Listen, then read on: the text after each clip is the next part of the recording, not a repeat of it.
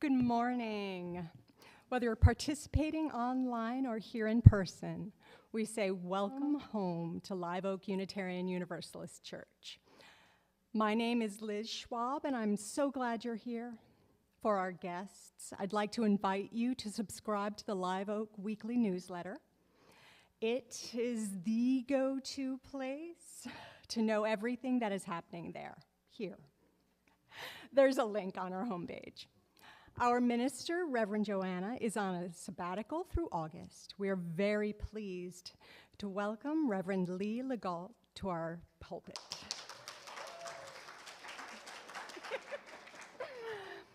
Lee works as a hospital chaplain at Ascension Seton Medical Center of Austin. She was ordained as a UU minister in September 2021 by Live Oak and First Austin Unitarian Universalist churches. She practiced law for 15 years before heeding her call to be a different kind of counselor.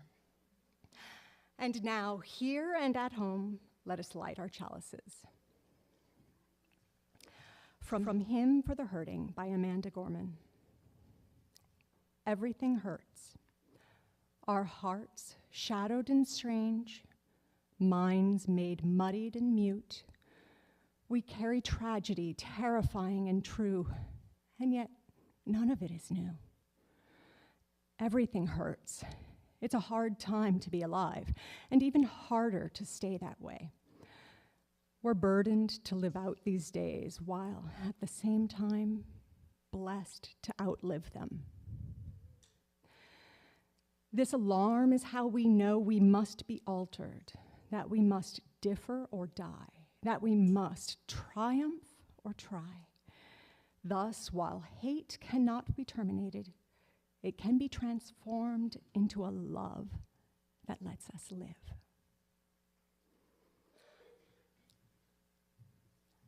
Our opening hymn is number 1059, May Our Life Be As a Song. Please rise either in body or in spirit and join us in singing.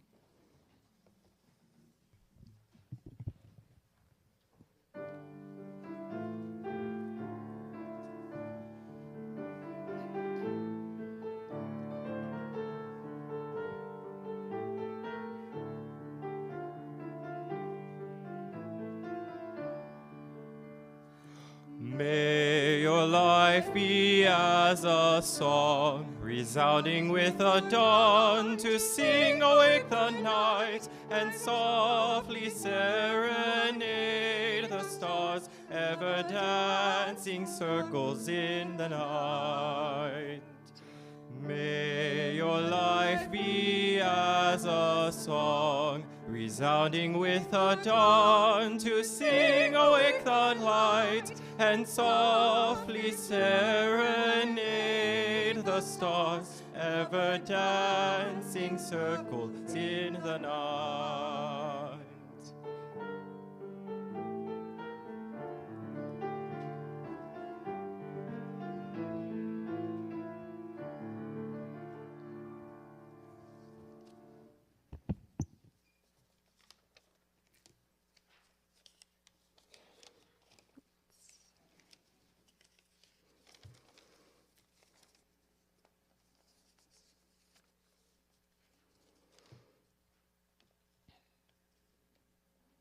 Every week when we gather, we share pieces of our lives with each other. We share our sorrows so that we may offer comfort to one another. We share our joys so that we may celebrate together. For those of you watching online, please share in the chat box any joys or sorrows you are carrying today.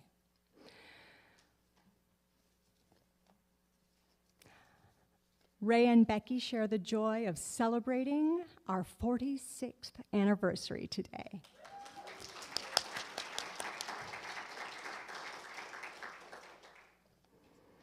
Mary Hengsterbeck shares that Doug turns 80 today.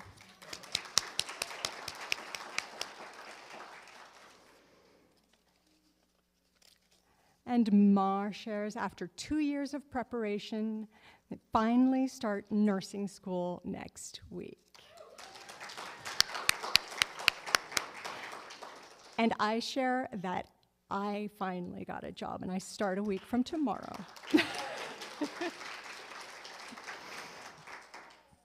In this religious community, we hold with reverence the knowledge that each week a multitude of different emotions and experiences are brought together into this space. One of us may be celebrating, one weeping, one filled with determination, one with despair. This mosaic of experience is holy, and we honor all with our witness.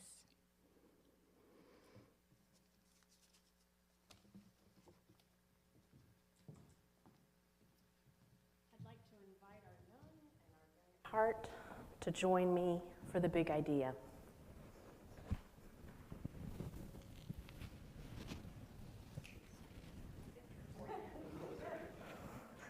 Tina will have the best view and is the boldest among you. This story is called Saturday by Oja Mora. This morning, Ava and her mother were all smiles. It was Saturday because Ava's mother worked Sunday, Monday, Tuesday, Wednesday, Thursday, and Friday. Saturday was the day they cherished. On Saturdays, they zipped to the library for weekly story time. On Saturdays, they lounged in salon chairs and got new hairdos. On Saturdays, they picnicked in the grass for a peaceful afternoon at the park. And on this Saturday, they would also ride the bus across town for a one-night-only puppet show. This day would be special. This day would be splendid. This day was Saturday. Ava and her mother could hardly wait. So zoom, off they went. But when they reached the library, story time was canceled. Oh no, Ava cried. It's canceled, wailed Ava's mother. Don't worry, Ava, her mother reassured her. Today will be special. Today will be splendid. Today is Saturday. So zoom, off they went. But as they left the salon, whoosh, their dues were ruined. Oh no, Ava sobbed. Our dues, boo-hooed Ava's mom. But they paused, closed their eyes, and whew, let out a deep breath. Don't worry, Ava, her mother reassured her. Today will be special. Today will be splendid. Today is Saturday. So zoom, off they went. But their peaceful afternoon at the park was loud. Oh no, Ava groaned. What did you say? It's too noisy, yelled her mother. So they paused, they closed their eyes, and whew, let out a deep breath. Don't worry, Ava, her mother reassured her. Today will be special. Today will be splendid. Today will be ruined if we don't make that bus. So zoom, off to the extra special, one night only puppet show they went. We made it, Ava exclaimed as they arrived at the theater. Thank goodness, Ava's mother sighed in relief. Hooray for Saturday, they cheered. Tickets? Chirped the lady at the door. Ava's mother reached into her purse. But the tickets weren't there. Oh no, Ava's mother gasped. I left our tickets on the table. As Ava watched, her mother crumpled. I've had it, she sighed. Story time was canceled. Our hairdos were ruined. The park was loud. And now we're missing the puppet show. I'm sorry, Ava. We looked forward to this all week, and I've messed up everything. I have ruined Saturday. Ava was quiet for a moment. Then she closed her eyes and whew, let out a deep breath. Don't worry, Mommy, Ava reassured her. Today was special. Today was splendid. Saturdays are wonderful because I spend them with you. So slowly, hand in hand, off they went. And when they reached their apartment door, Ava turned to her mother. She had an idea. What if we, Ava started, we could, her mother began. And so they did. What are they doing? They were about to make their own puppet show. Yes. Thank you. Thank you for joining me.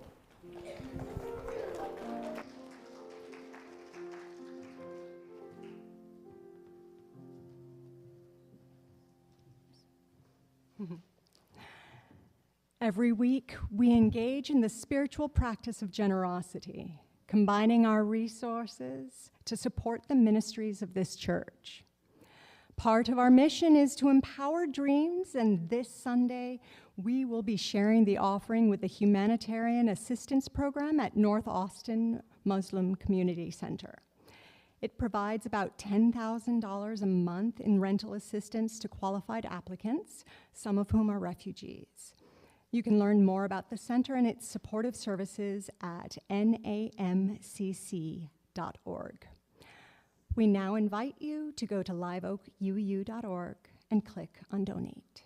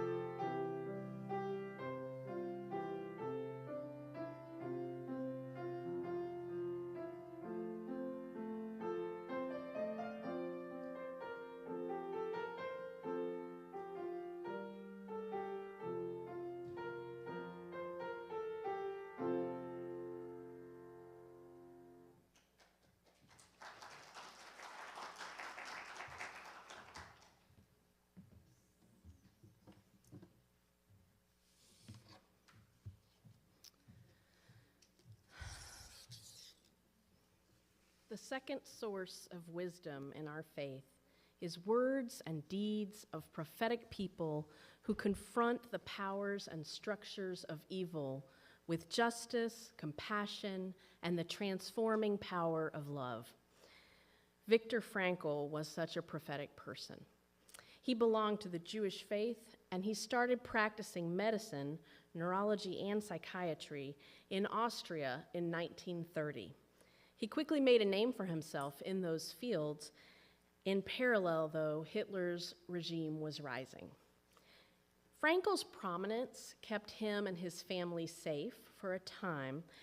He tells of being summoned to the office of an SS officer, but instead of being arrested as he feared, the officer told him that he had a friend who was having some life problems and wanted to talk to Dr. Frankl about those life problems because, of course, SS officers have it totes together and do not need any psychiatric care.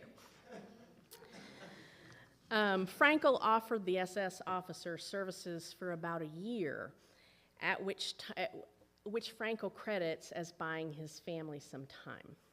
But it wasn't enough time, and Frankl ultimately spent time in 4 different concentration camps and lost all of his family to the camps except for one sister. He survived that horrific experience, and he wrote his seminal work, Man's Search for Meaning, immediately afterwards in 9 days in 1945. A 1991 Library of Congress survey found Man's Search for Meaning to be one of the 10 most influential books in America. Viktor Frankl died in 1997 at 92 years old. Frankl's life in the concentration camps is perhaps the most extreme example of finding meaning through the attitude taken towards unavoidable suffering. But the problem of meaninglessness arises every day in much less extreme circumstances than that. It exists, I would say, probably more often than it does not. And Frankl knew this as well, even before he spent time in the camps.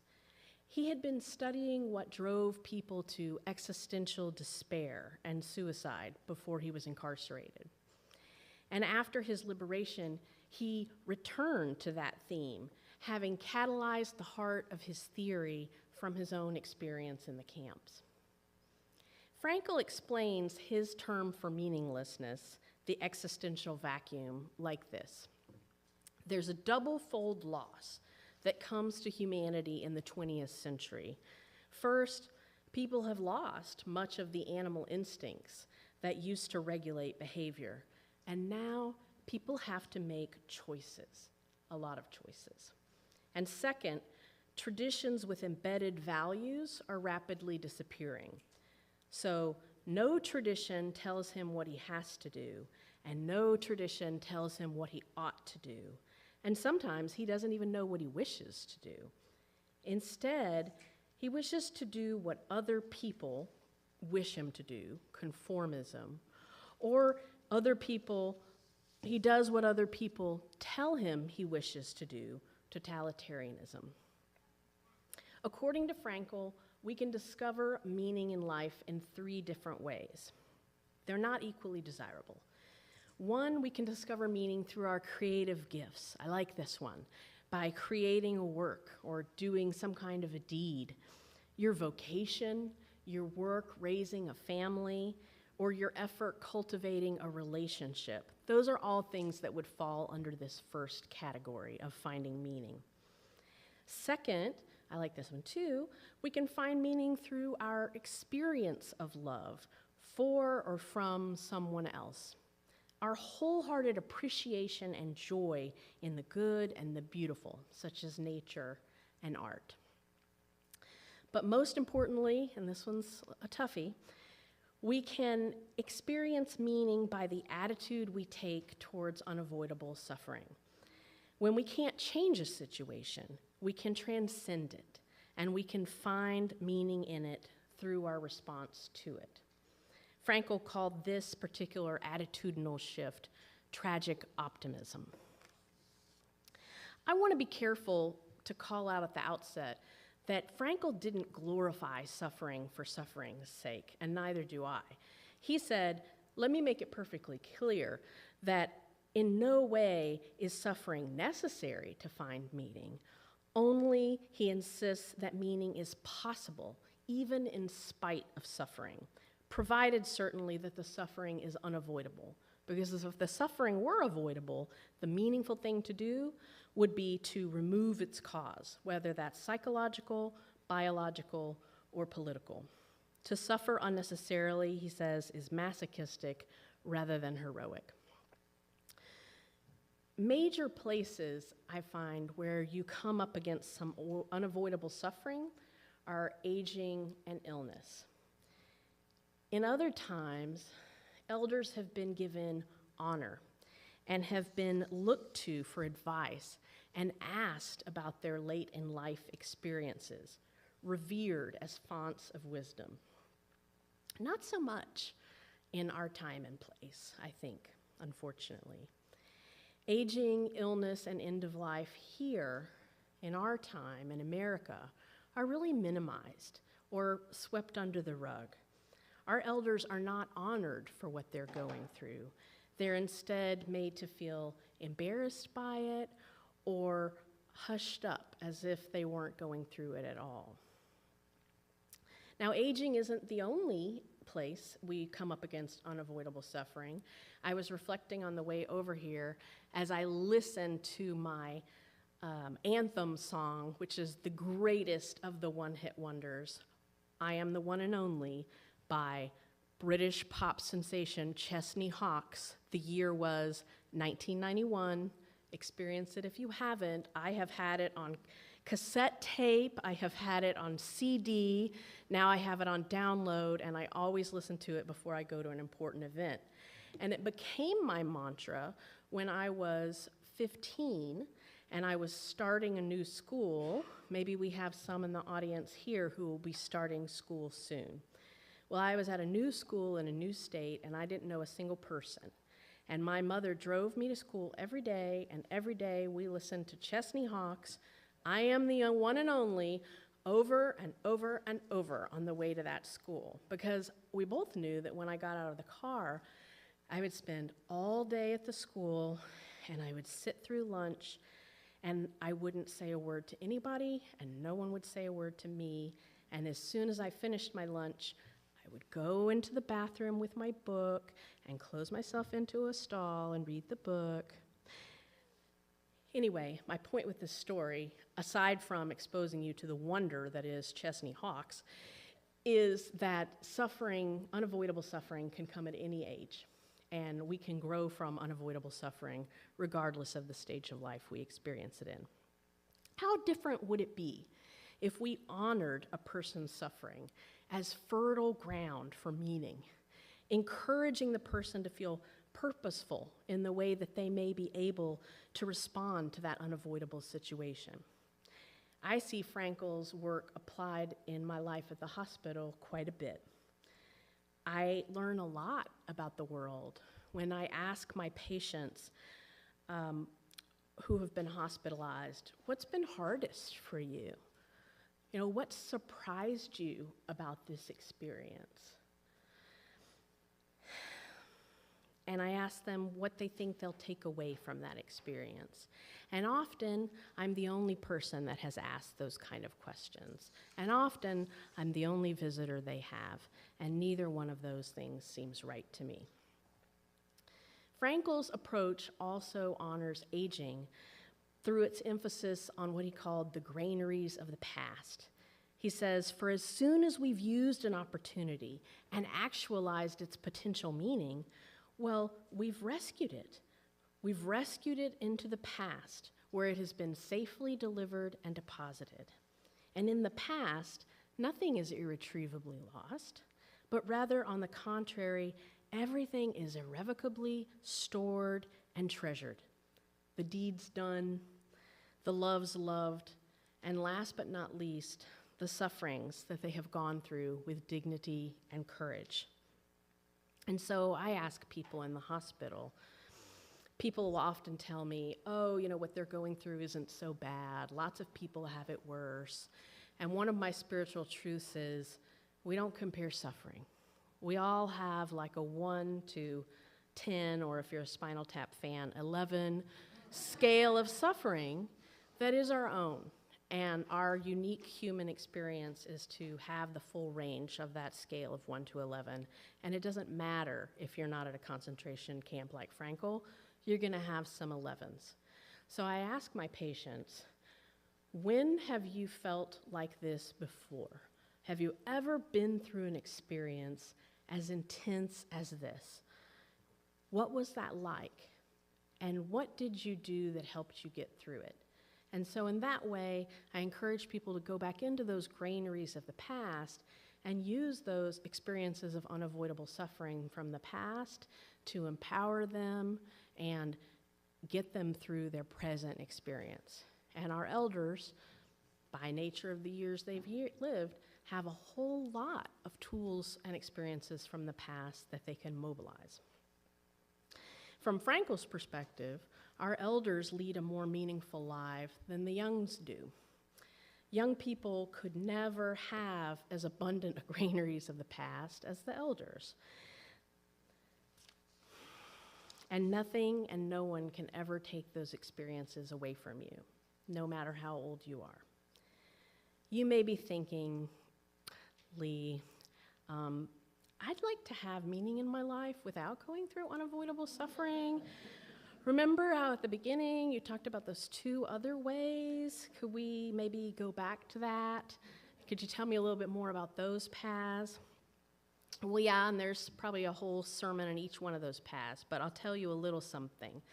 There are some questions, some reflections you could do that might point the way to meaning without going through unavoidable suffering. I invite you to reflect on these questions as I present them to you. What brings you joy? What strengths and skills flow easily within you?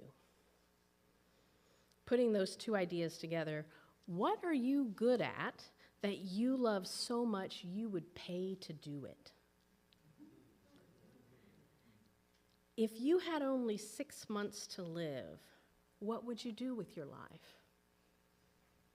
This particular one I encountered with a patient this last week, and what he would do is he would go to the state fair in September with his partner, and he would go to the animal safari in Fredericksburg and touch an elephant's trunk, and he would go to the Great Lakes to be cool as long as he could in August.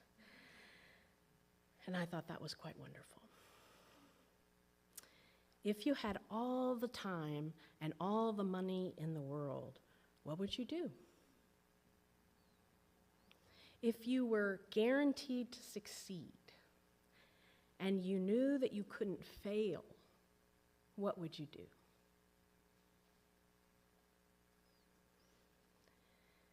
Imagine it's your memorial service. What do you hope will be said in the eulogy? How do you want to be remembered for giving your gifts in service to your family, your community, and your world? If this exercise is evocative and you'd like to reflect more on these kind of questions, I got these questions from my very favorite and very free website called Optimize by Brian Johnson. If the answers to these questions point to things that are already present in your life, like your relationships, your deeds, your vocation, your service work, your pastimes, then you're likely already actualizing meaning and you can rest pretty easy. If the answers point to deeds or pastimes or service work that you are not currently encountering in your life, then explore those answers and take some action, just a little bit every day, in line with your meaning and your purpose, and you'll get there. Be not anxious. Meaning and purpose are pretty big words. They're kind of existentially scary. And in my experience at the hospital, people hold themselves to a pretty high standard, like to have achieved meaning and purpose, you need to A+ it out with meaning and purpose, and I assert it's more of a pass-fail situation, like credit, no credit. I'm a Universalist, you know, so I think we're all gonna get there. But anyway, you don't have to figure it out once and for all any day, certainly not today. But you want to be working on it. You want to be working towards it. Embark on missions that you sense may be on the right track. You don't have to solve the world. Your meaning and your purpose will be unique to you, and it doesn't have to even make sense to others. And clutch Frankl's tragic optimism to your heart, because even if the pleasant parts of your life never yield that sense of fulfillment or even give you a tiniest twinge of meaning, there's always that door number 3, the one we don't really want to go through, but that's always there for us. That's the unavoidable suffering. You know, hard things have happened to all of us, and hard things, God knows, are coming. But as Frankl says, there are no tragic and negative aspects of life that can't be redeemed by how one takes a stand to them, how one transmutes them into meaningful experiences beacons for dignity, and kickstarters for purpose. Amen, and blessed be. Our meditation for today also comes from Viktor Frankl.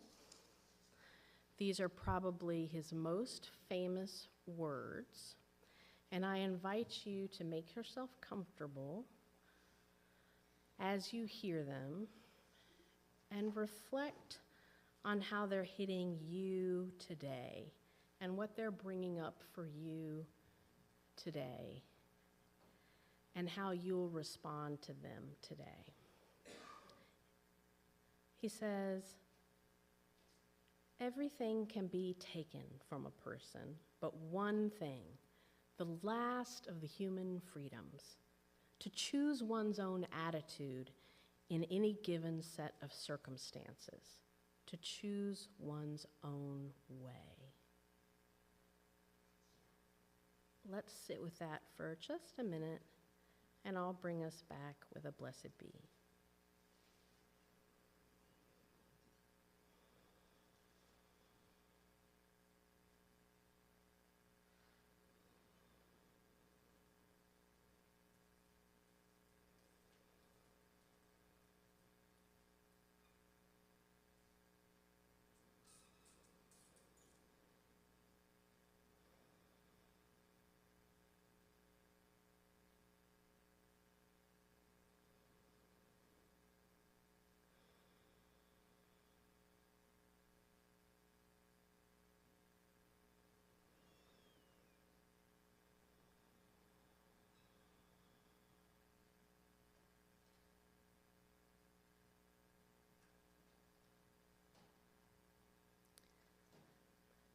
Blessed be, and to normalize what may be the experience of others, I completely failed that exercise and instead reflected on what breakfast tacos from Torchy's I would get on the way home, but that's okay because there's always door number 3 for me.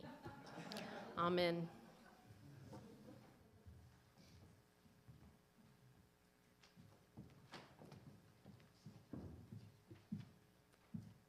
Please stand and join me in singing our closing hymn, number 1057.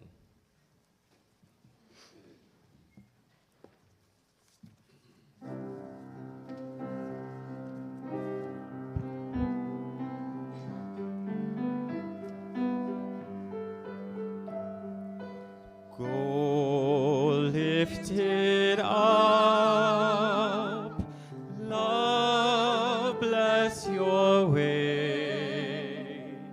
Moonlight, starlight, guide your journey into peace and the brightness of day.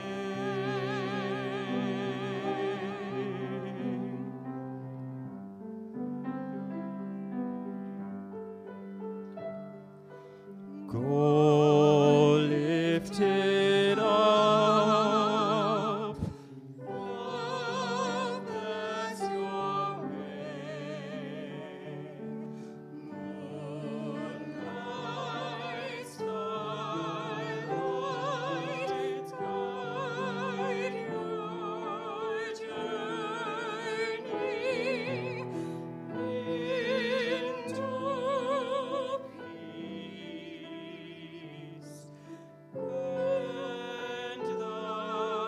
brightness of day.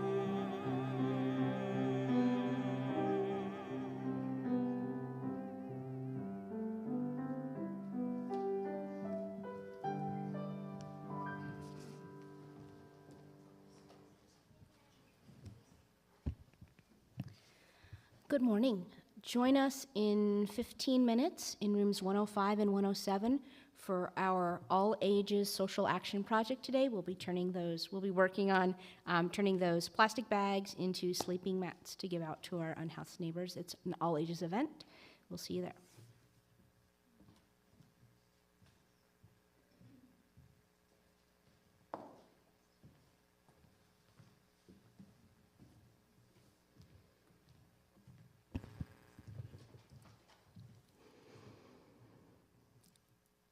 We extinguish this flame, but we recommit anew to carrying into our week the flame of justice and love. May we share with others the courage and strength we find here.